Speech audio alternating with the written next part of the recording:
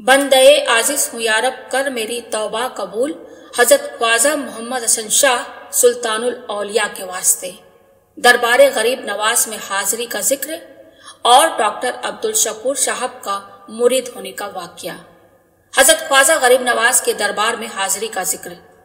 हजरत किबला ने फरमाया कि सुल्तानुल आशिकीन हजरत मोहम्मद इनायत हसन शाह किबला से मुरीद होने से पहले भी हमारी हाजिरी दरबार ख्वाजा गरीब नवाज में होती रहती थी। उर्से मुबारक के अलावा भी और दिनों में यह सआदत नसीब हुई, लेकिन मुरीद होने के बाद याद नहीं आता कि कभी किसी उर्स में गैर हाजिरी हुई हो। हजरत गरीब नवाज के दरबार में कयाम के बारे में आकाए व मुर्शिदी अलहाज सूफी मियाँ अहमद हसन शाह किबला ने फरमाया कि 1953 से पहले तक दरबार ख्वाजा में सरकार गरीब नवाज के मज़ार मुबारक के पायनीती के जानिब एक खिरनी के दरख्त के पास आप एक आम इंसान की तरह रहते थे। अवाम आपके इर्द गिर्द से गुजर जाते थे और आप इंतहाई सुकून और खामोशी के साथ इन आने जाने वालों की बेजा आमदो रफ्त को बर्दाश्त करते थे। ऐसा महसूस होता था कि आप किसी खास ख्याल में मशगूल हैं। एक लम्हा के लिए भी किसी और मशगला में आपकी मशरूफियत नहीं देखी गई।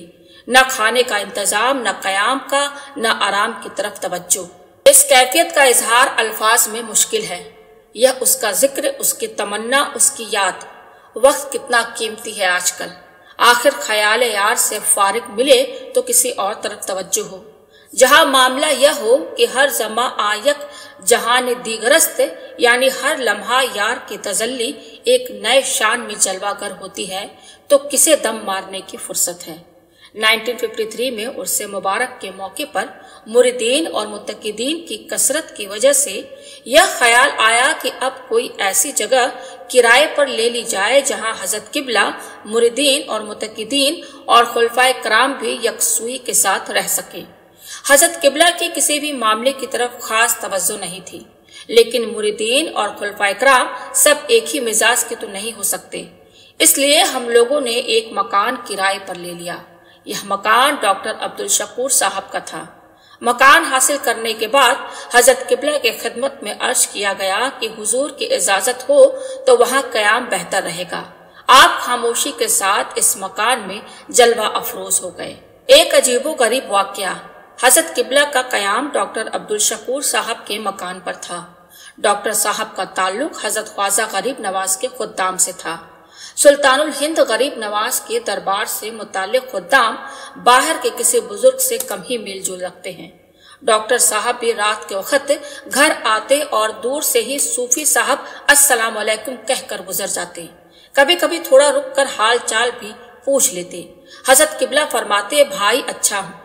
एक रात सर्दी के सख्त मौसम में अचानक आपने जोर जोर से कराहना शुरू कर दिया और शिद्दत तकलीफ का इजहार फरमाने लगे।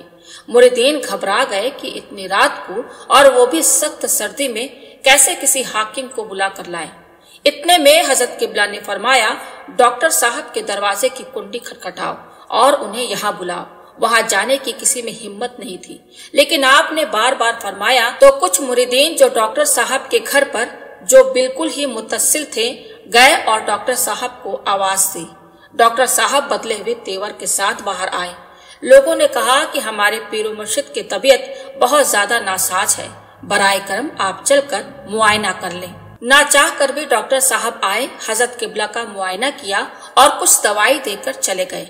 हजरत किबला ने दवाई को अपने सिरहाने पर रखने का हुक्म दिया। थोड़ी देर तक हजरत किबला आराम और सुकून से रहे।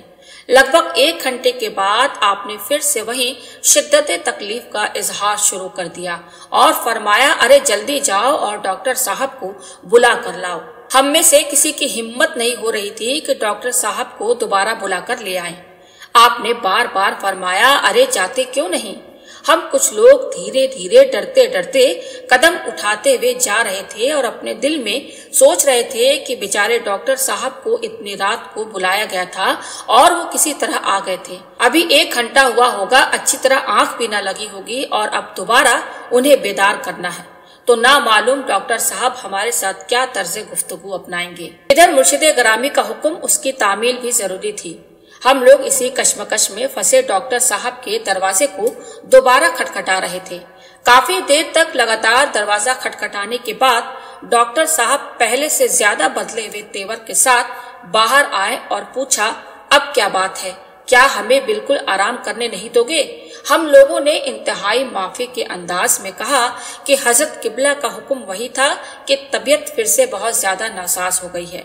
डॉक्टर साहब ने मुआयना के बाद कहा कि दोनों फेफड़े काम करना बंद कर चुके हैं, दिन के उजाले तक पहुंचना भी नामुमकिन है, दवाई देने से कोई फायदा नहीं, आशारे जिंदगी ना होने के बराबर है।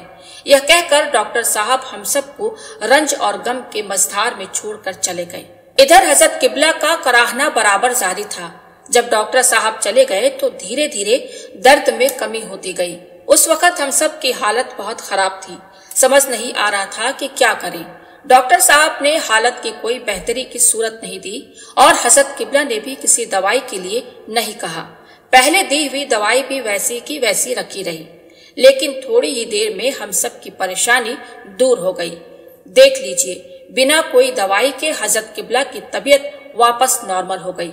थोड़ी देर में फजर की आजान हो गई और नमाज के बाद हजरत किबला इतने खुश और फ्रेश नजर आ रहे थे जैसे रात को वाकया एक ख्वाब हो। कोई यकीन नहीं करेगा कि रात को इतनी खराब हालत थी और डॉक्टरी मुआयना की यह रिपोर्ट कि दिन का उजाला देखना नामुमकिन है और अब वही बीमार शख्स एक सेहतमंद शख्स की तरह चाय नोशी में मशगूल है। अभी चाय नोशी का सिलसिला खत्म भी नहीं हुआ था कि वही रात वाले डॉक्टर अब्दुल शकूर साहब 10 बस्ता खिदमत अक़दस में हाजिर हुए और कदम बोश हो गए। अर्ज करने लगे कि हुजूर, मुझे गरीब नवाज ने भेजा है। वाकई हुजूर, आप आफताब हैं, आप महताब हैं। यह अल्फाज कई मर्तबा दोहराए और फिर फरमाया, मुझे गरीब नवाज ने भेजा है, आप मुझे अपनी गुलामी में ले लीजिए। हजरत किबला ने फरमाया, लाओ हाथ लाओ। फिर आपने दस्ते मुबारक में डॉक्टर साहब का हाथ लेकर मुरीद बना लिया। तब हम लोगों की समझ में आया कि यह सब क्या माजरा था।